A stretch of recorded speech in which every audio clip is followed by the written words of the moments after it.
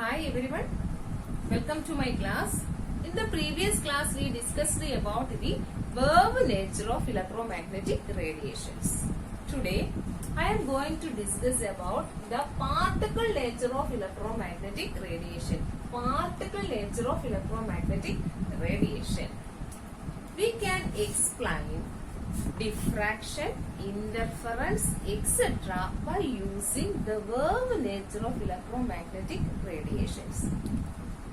Diffraction interference എന്താണെന്ന് നിങ്ങൾ ഫിസിക്സിൽ പഠിച്ചിട്ടുള്ളതാണ്. അപ്പൊ ഡിഫ്രാക്ഷൻ ഇന്റർഫറൻസ് എന്നിവ നമുക്ക് വേവ് നേച്ചർ വെച്ച് എക്സ്പ്ലെയിൻ ചെയ്യാൻ കഴിയും. But the phenomenon such as photo electric effect and black body radiation cannot be explained by using this wave theory of radiations. To explain this photoelectric effect and black body radiation, Max Planck put forward a theory known as Planck's quantum theory of radiation. This theory was put forward by Max Planck. അപ്പോൾ നമ്മൾ planks quantum തിയറിയിലേക്ക് പോകുന്നതിന് മുന്നേ എന്താണ് photo electric effect, എന്താണ് black body radiation എന്ന് നോക്കാം. Photo electric effect is the ejection of electrons from a metal surface when light strikes on it. What is photo electric effect?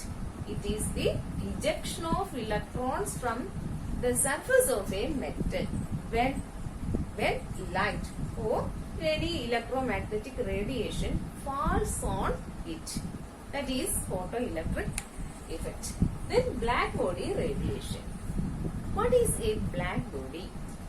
Black body is an ideal body that can absorb or emit all frequencies of radiation. What is black body? It is an ideal body that can absorb and emit all frequencies of radiation. And the radiations emitted by a black body is known as black body radiations.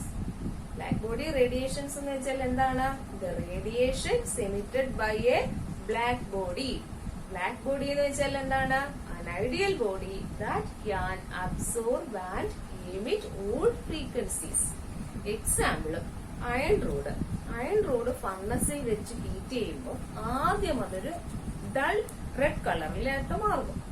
Temperature കൂടുന്നതനുസരിച്ച് അതിന്റെ red colour കൂടി കൂടി വരും. Temperature കൂടുന്നതനുസരിച്ച് അത് white ആകുന്നു. Last high ടെമ്പറേച്ചറിൽ അത് blue കളറായിട്ട് മാറും. അതായത് ഫ്രീക്വൻസി കുറവുള്ള റെഡ് കളർ മുതൽ ഫ്രീക്വൻസി കൂടുതലുള്ള ബ്ലൂ കളർ വരെ എന്ത് ആ സബ്സ്റ്റൻസ് എമിറ്റ് ചെയ്യുന്നുണ്ട് ഇല്ലേ? അതായത് അങ്ങനെയുള്ള ബോഡീസിനെ എന്താണ് എല്ലാ ഫ്രീക്വൻസിയിലുള്ള റേഡിയേഷൻസിനെയും അബ്സോർബ് ചെയ്യാം, അല്ലെങ്കിൽ അതിനെന്ത് ചെയ്യാം, എമിറ്റ് ചെയ്യാനും കഴിവുള്ള ബോഡികളാണ് എന്തെന്ന് പറയുന്നത് ബ്ലാക്ക് ബോഡീസ് എന്ന് പറയുന്നത്. ഓക്കെ, അപ്പൊ ഫോട്ടോ ഇലക്ട്രിക് എഫക്റ്റും ബ്ലാക്ക് ബോഡി റേഡിയേഷനും നമുക്ക് ഏത് നേച്ചർ വെച്ച് എക്സ്പ്ലെയിൻ ചെയ്യാൻ കഴിയുള്ളൂ? പാർട്ടിക്കിൾ നേച്ചർ വെച്ച് എക്സ്പ്ലെയിൻ ചെയ്യാൻ കഴിയുള്ളൂ. ഇത് എക്സ്പ്ലെയിൻ ചെയ്യാൻ വേണ്ടിയിട്ട് മാക്സ് പ്ലാങ്ക് കൊണ്ടുവന്ന തിയറിയാണ് Planck's quantum theory. Then, according to this theory, radiant energy is emitted or absorbed not continuously. നമ്മൾ വേവ് നേച്ചർ വെച്ച് പറഞ്ഞ എന്താണ്? ഇലക്ട്രോമാഗ്നറ്റിക് റേഡിയേഷൻസ് വേവ്സ് രൂപത്തിലാണ് പ്രൊപ്പഗേറ്റ് ചെയ്യുന്നത്, അതായത് അത് കണ്ടിന്യൂസ്ലി ആണ് അത് പ്രൊപ്പഗേറ്റ് ചെയ്യുന്നത് എന്നാണ് നമ്മൾ പഠിച്ചത് അല്ലേ?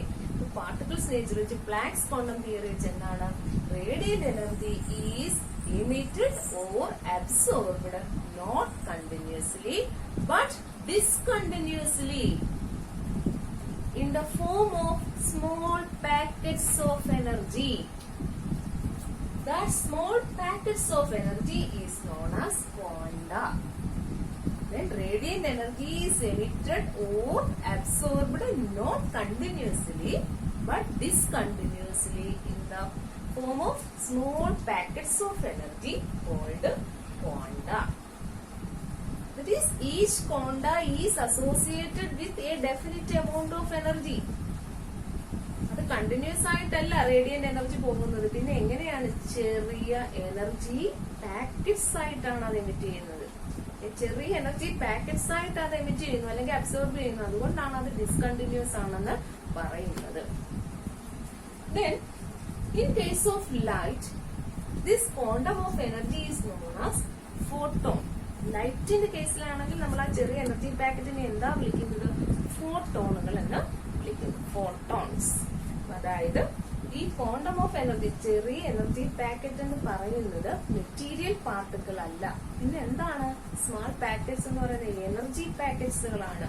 അതുകൊണ്ടാണ് നമ്മൾ പറഞ്ഞത് radiant energy is emitted or absorbed not continuously. Radiant energy എന്ന് വെച്ചാൽ എന്താണ്? റേഡിയേഷൻസ് തന്നെയാണ്. അതിന് റേഡിയന്റ് എനർജി എന്ന് പറയാൻ കാരണം എന്താണ്? അതൊരു മെറ്റീരിയൽ പാർട്ടിക്കിൾസ് കൊണ്ട് നിർമ്മിച്ചതല്ല. അതെന്താണ്? എനർജി പാർട്ടിക്കിൾസ് കൊണ്ട് നിർമ്മിച്ചതാണ്.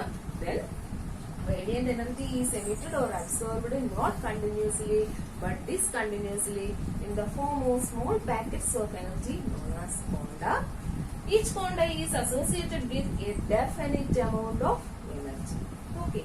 Then the energy of quantum of radiation is directly proportional to the frequency of that radiation.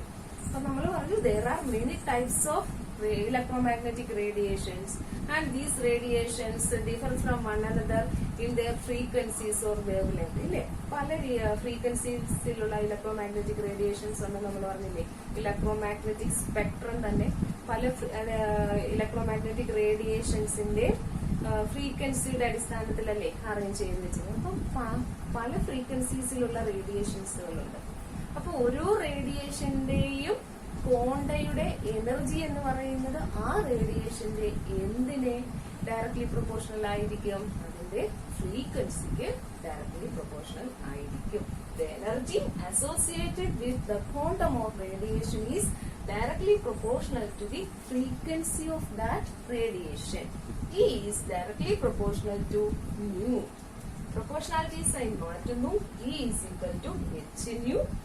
Here h is a constant known as Planck's constant. H is the constant called Planck's constant. Its value is 6.626 into 10 raised to minus 34 joule second. 6.626 into 10 raised to minus 34 joule second. Okay, then this energy is emitted or absorbed in the whole number multiples of quanta. That is equal to nh nu. Here n is equal to 1, 2, 3, etc. അതായത് ഒരു body emit ചെയ്യുകയോ absorb ചെയ്യുകയോ ചെയ്യുന്ന energy എന്ന് പറയുന്നത് H ന്യൂവിന്റെ whole number multiples ആയിട്ടായിരിക്കും. അതായത് 1h nu, 2h nu, 3h nu ഇങ്ങനെയാണ് എനർജി അബ്സോർബ് ചെയ്യുകയോ എമിറ്റ് ചെയ്യുകയോ ചെയ്യുന്നത്. Then, according to Planck's quantum theory, radiant energy is emitted or absorbed not continuously but discontinuously in the form of small packets of energy known as quanta. Each quanta is associated with a definite amount of energy. That energy is directly proportional to the frequency of that radiation. E is directly proportional to nu, or E is equal to h nu. H is the Planck's constant. The energy emitted or absorbed in the whole number multiples of h nu. അതൊരിക്കലും fraction ആയിരിക്കത്തില്ല. ഒരിക്കലും 1.5 h nu അല്ലെങ്കിൽ 2.3 h nu ഇങ്ങനെ ഒരിക്കലും എന്ത് ചെയ്യാറില്ല? Energy emit ചെയ്യുകയോ absorb ചെയ്യുകയോ ചെയ്യാറില്ല. Calculate energy of 1 mole of photons of radiation whose frequency is 5 into 10 raised to 14 hertz. Here we have to calculate the energy of 1 mole of photon. എന്താണ് photon എന്ന് വെച്ചാൽ ലൈറ്റിലെ എനർജി പാക്കറ്റുകളാണ് ഫോട്ടോണുകൾ എന്ന് പറയുന്നത്, ഇല്ലേ? Then നമുക്കറിയാം ഒരു ഫോട്ടോണിന്റെ energy that is E is equal to H nu. H എന്ന് വെച്ചാൽ പ്ലാങ്ക്സ് കോൺസ്റ്റന്റ്, ന്യൂ എന്ന് വെച്ചാൽ frequency. H is equal to 6.626 into 10 raised to minus 14 joule second. and frequency nu is given here, that is nu is equal to 5 into 10 raised to 14 per second. Then E is equal to h into frequency, that is equal to 3.313 into 10 raised to minus 19 joule. ഇല്ലേ, ഈ energy എന്ന് പറയുന്നത് എന്താണ്? ഒരു ഫോട്ടോണിന്റെ എനർജിയാണ് നമുക്ക് കിട്ടിയിരിക്കുന്നത്. എന്താണ് ചോദിച്ചിരിക്കുന്നത്? 1 മോൾ ഓഫ് ഫോട്ടോൺസിന്റെ എനർജിയാണ് ചോദിച്ചിരിക്കുന്നത്. നമുക്ക് ഒരു ഫോട്ടോണിന്റെ എനർജി ഉണ്ട്, നമുക്ക് ഒരു മോൾ ഫോട്ടോണിന്റെ എനർജി കണ്ടുപിടിക്കണം. ഒരു മോളിൽ എത്ര എണ്ണം ഫോട്ടോൺ ഉണ്ടായിരിക്കും? അവോഗാഡ്രോ നമ്പർ ഓഫ് ഫോട്ടോൺസ് ഉണ്ടായിരിക്കും. അതായത് 1 മോളിൽ 6.022 into 10 raised to 23 number of photons ഉണ്ട്. ഒരു ഫോട്ടോണിന്റെ എനർജി അറിയാം, നമുക്ക് അവോഗാഡ്രോ നമ്പർ ഓഫ് ഫോട്ടോൺസിന്റെ എനർജി കണ്ടുപിടിക്കണം. Then energy of 1 mole of photons is equal to 3.313 into 10 raised to minus 19 joule into 6.022 into 10 raised to 23 is equal to 199.51 kilojoule per mole. A 100 watt bulb emits monochromatic light of wavelength 100 nanometer. Calculate the number of photons emitted per second by the bulb. Here the power of the bulb is given, that is 100 watt. We have to calculate the number of photons emitted per second by the bulb. നമുക്ക് ആ ബൾബിന്റെ power തന്നു എങ്കിൽ ഒരു സെക്കൻഡിൽ ആ ബൾബിൽ നിന്നും emit ചെയ്യുന്ന ഫോട്ടോണിന്റെ എണ്ണം കണ്ടുപിടിക്കണം. അതിന്റെ വേവ് ലെങ്ത് നമുക്ക് തന്നിട്ടുണ്ട്. അപ്പൊ power of the bulb is equal to 100 watt, which is equal to 100 joule per second. Then energy of the photon is equal to h nu. നമുക്കറിയാം ഇവിടെ ഫ്രീക്വൻസി അല്ല തന്നിരിക്കുന്നത്, ന്യൂ അല്ല തന്നിരിക്കുന്നത്, നമുക്ക് എന്താണ് തന്നിരിക്കുന്നത്?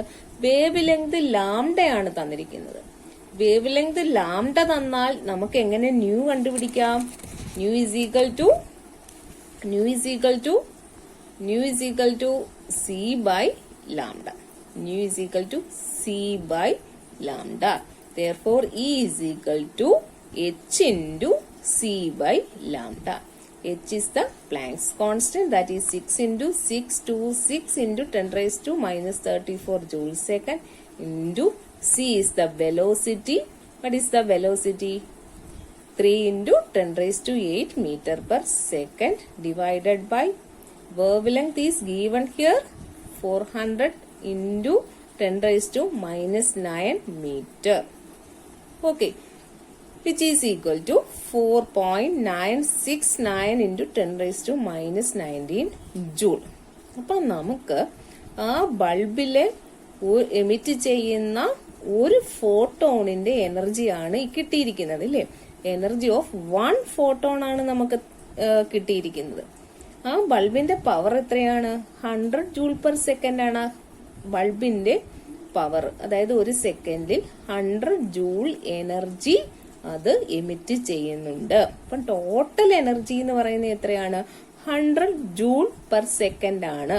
ആ ബൾബ് എമിറ്റ് ചെയ്യുന്ന എനർജി, ടോട്ടൽ എനർജി പെർ സെക്കൻഡിൽ 100 ജൂൾ ആണ്. ഒരു ഫോട്ടോണിന്റെ എനർജി നമുക്കറിയാം, ടോട്ടൽ എനർജിയും നമുക്കറിയാം. അങ്ങനെയാണെങ്കിൽ നമുക്ക് എങ്ങനെ നമ്പർ ഓഫ് ഫോട്ടോൺസ് കണ്ടുപിടിക്കും? Number of photons is equal to total energy divided by the energy of 1 photon, ഇല്ലേ? ടോട്ടൽ എനർജി ഇത്രയുമുണ്ട്, ഒരു ഫോട്ടോണിന്റെ എനർജിയും നമുക്കറിയാം എങ്കിൽ number of photons 100 joule per second divided by 4.969 into 10 raised to minus 19 joule is equal to 2.012 into 10 raised to 20 per second. ഇത്രയും number of photon ആണ് ആ ബൾബിൽ നിന്നും ഒരു സെക്കൻഡിൽ എമിറ്റ് ചെയ്യുന്നത്.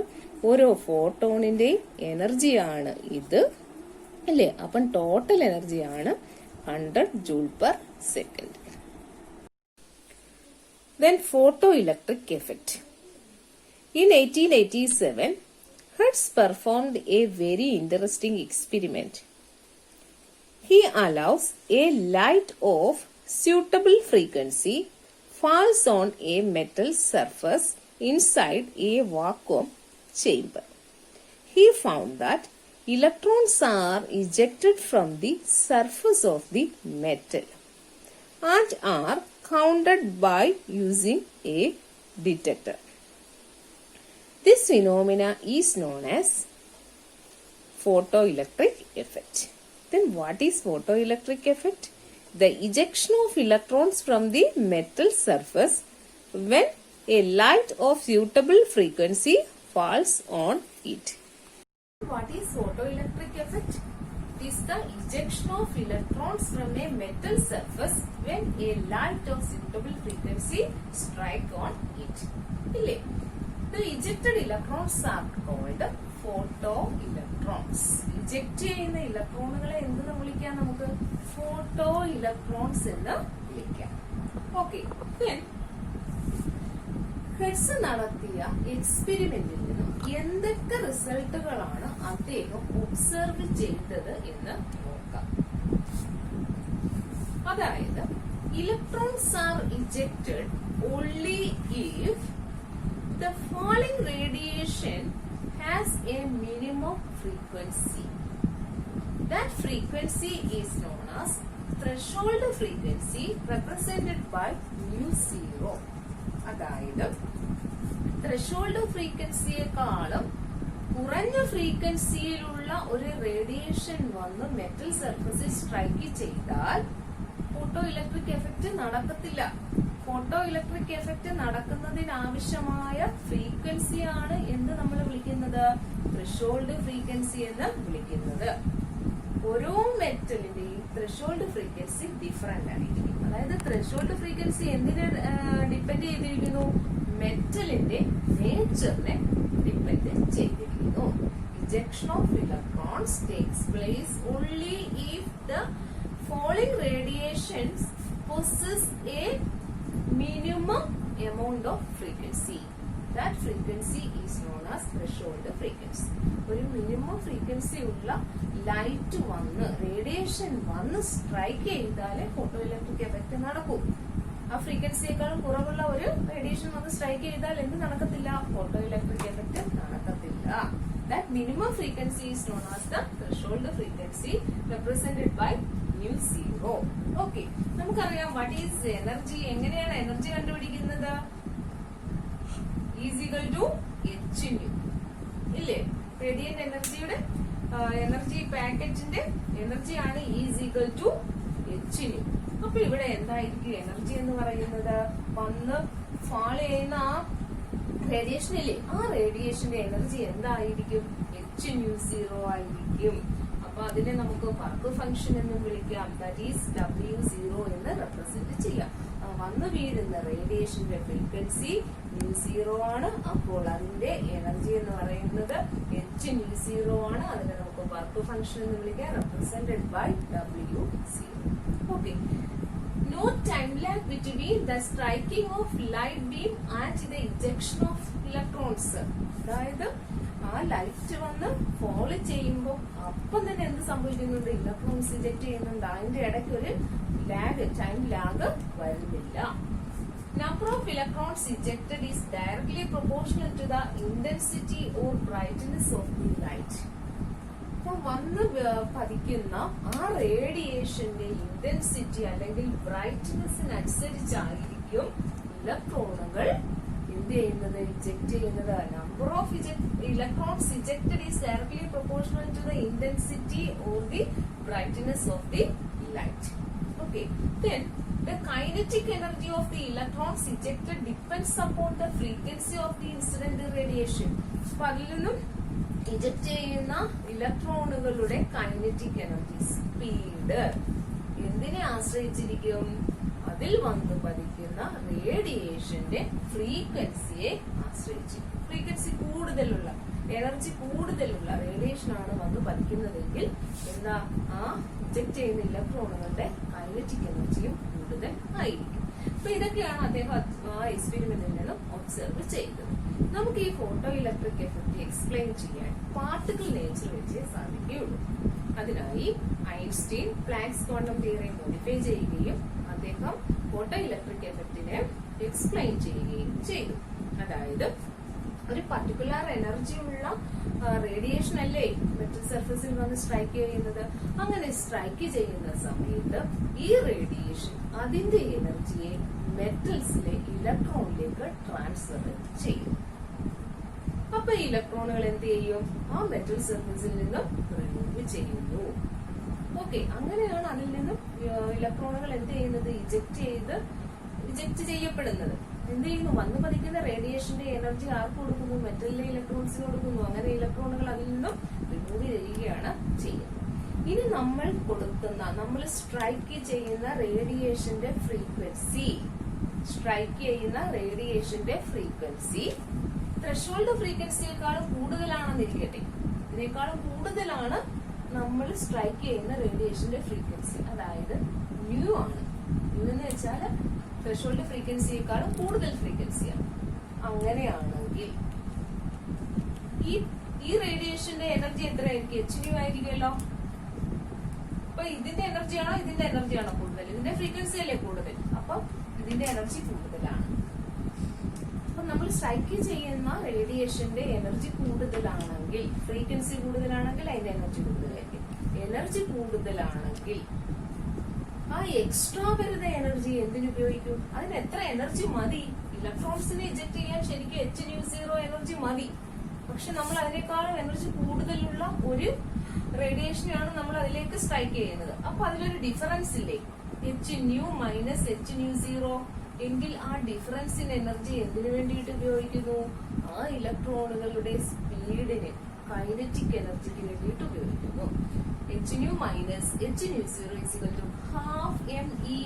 m is mass of the ejected electrons and v is the velocity of that ejected electrons. മനസ്സിലായോ? അപ്പൊ ഒരു മെറ്റലിൽ നിന്നും ഇലക്ട്രോൺസിനെ ഇജക്ട് ചെയ്യാൻ നമുക്കൊരു പർട്ടിക്കുലർ ഫ്രീക്വൻസി ഉള്ള റേഡിയേഷൻ മതി.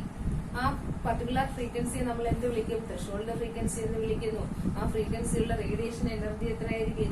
H0 ആണ്. അതായത് H0 എനർജി മതി അതിൽ നിന്ന് ഇലക്ട്രോൺസിനെ ഇജക്ട് ചെയ്യാനായിട്ട്. നമ്മൾ എന്താണ് ശരിക്കും അതിനേക്കാൾ എനർജി കൂടുതലുള്ള, അതായത് ഫ്രീക്വൻസി കൂടുതലുള്ള ഒരു റേഡിയേഷൻ ആണ് അതിൽ സ്ട്രൈക്ക് ചെയ്യുന്നത്. അതായത് നമ്മൾ സ്ട്രൈക്ക് ചെയ്യുന്ന റേഡിയേഷന്റെ എനർജി എന്ന് പറയുന്നത് H ആണ്. അപ്പൊ അത് തമ്മിലൊരു ഡിഫറൻസ് വരുന്നു ഇല്ലേ? H ആണ്. നമ്മൾ ഹയർ എനർജിയാണ് നമ്മൾ കൊടുക്കുന്നത്. പക്ഷെ ശരിക്കും ഇലക്ട്രോണെ ഇജക്ട് ചെയ്യാൻ എത്രയും മതി?